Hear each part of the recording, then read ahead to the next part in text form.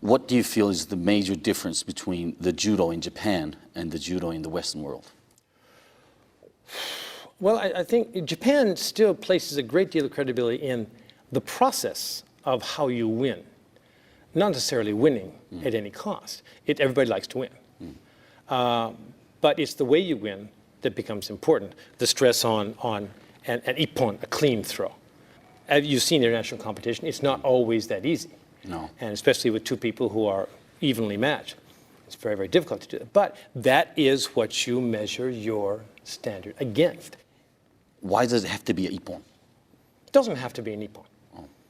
But that is the ideal that you strive for. If you strive for a half point, you wind up with a quarter point. Right. Because there's an opponent over there who's trying to do the same thing to you, right? Right. So the idea is you strive for the ippon because that demonstrates a purity of commitment. Winning and losing is not the objective. What is the objective is to achieving a state of harmony of heart and mind and spirit, so that you demonstrate that through a clean ippon. Strengthening the body and spirit, and developing technique by striving for the best. That's what Kano Jigoro's judo was all about, and still is. But that isn't to say that Kano had no interest in winning. He made up for his slight physique by taking control of his opponent's force, incorporating the philosophy that has become the trademark of judo. Softness overcomes hardness. Is that true? Can softness really overcome hardness? To find out how this works, Nicholas visited Emi Yamagishi. At 149 centimeters and 48 kilograms, she's petite, but she has a big profile in judo, currently ranking 3rd in the world in her weight class. Hi, nice to meet you. My name is Nicholas Pettas. Nice to meet you too. What's your name? My name is Emi Yamagishi. Nice to meet you. I understand you're not very big compared to all the other people. As you can see, I'm about twice as big as you. Do you feel any disadvantage of being so small in a judo world? Tall people have long limbs, so there are times when I can't grab hold of them, even if I extend my arms. If you had to face someone, for example, like another girl that's both bigger than you and heavier than you, how would you feel about that? As long as you can make an opponent lose their balance and apply a technique at the right moment, it's possible to throw anyone, no matter how big they may be. I don't need strength to execute the throw.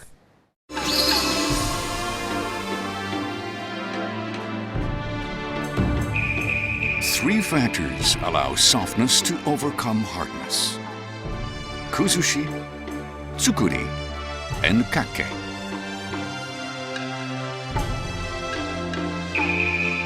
Kuzushi is breaking the opponent's balance.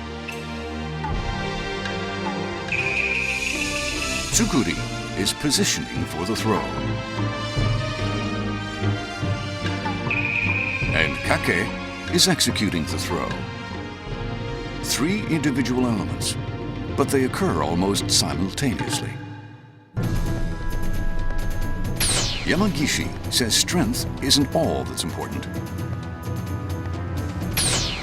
But can she believe it when her opponent towers over her? We had her face someone who's 23 centimeters taller and 30 kilograms heavier.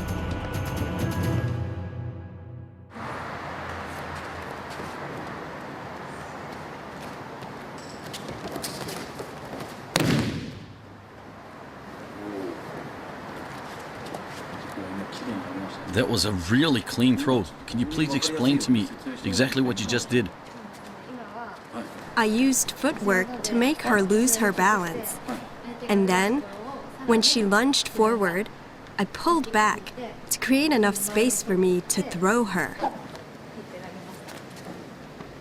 Could you please do that again? I'd like to see it from the side.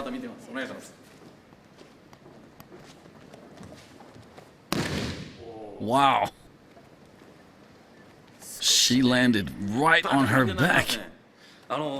Why do you push her before pulling her? When you push someone, they'll automatically push back.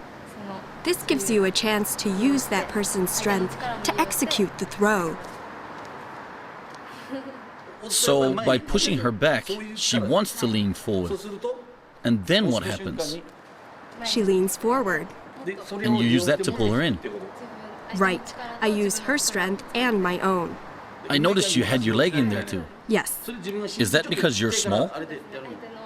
I created space and got under her. Then I use my knees as springs to apply the throw.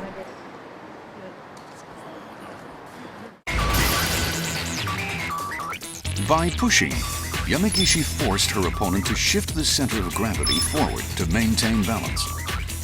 Yamagishi then pulled in the same direction, making use of her opponent's force to execute the throw.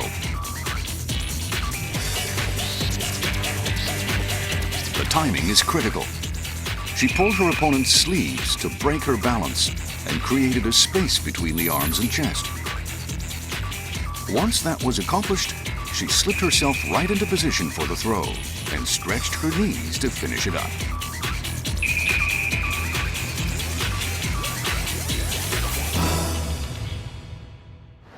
You know, what I would really like to find out is if someone as small as you could actually throw someone as big as me. If it's not too much to ask, would you mind? My pleasure. Thanks.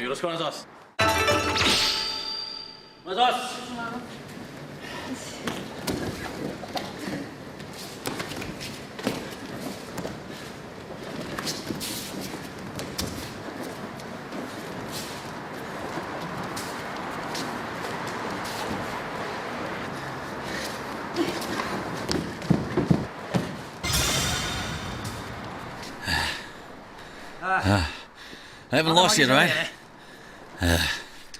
That was like a wazari or something. One more time, please.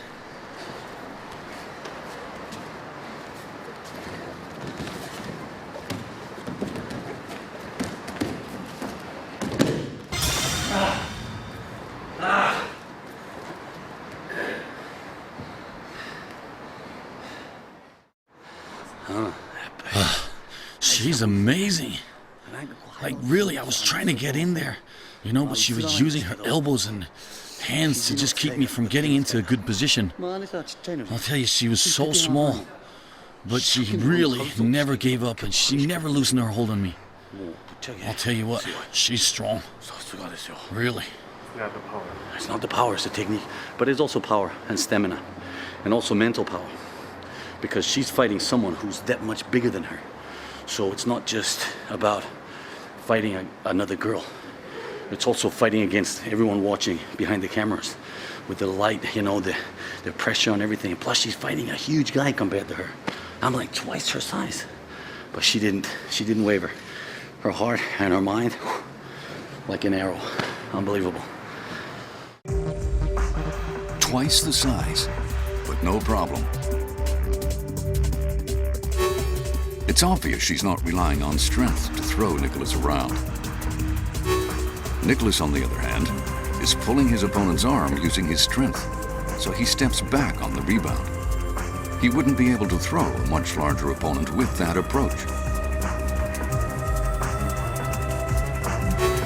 Watch how Yamagishi does it. She remains more or less in the same position after the throw. She makes use of her opponent's force, so there's no rebound. Biomechanics back up her approach. Softness really can overcome hardness.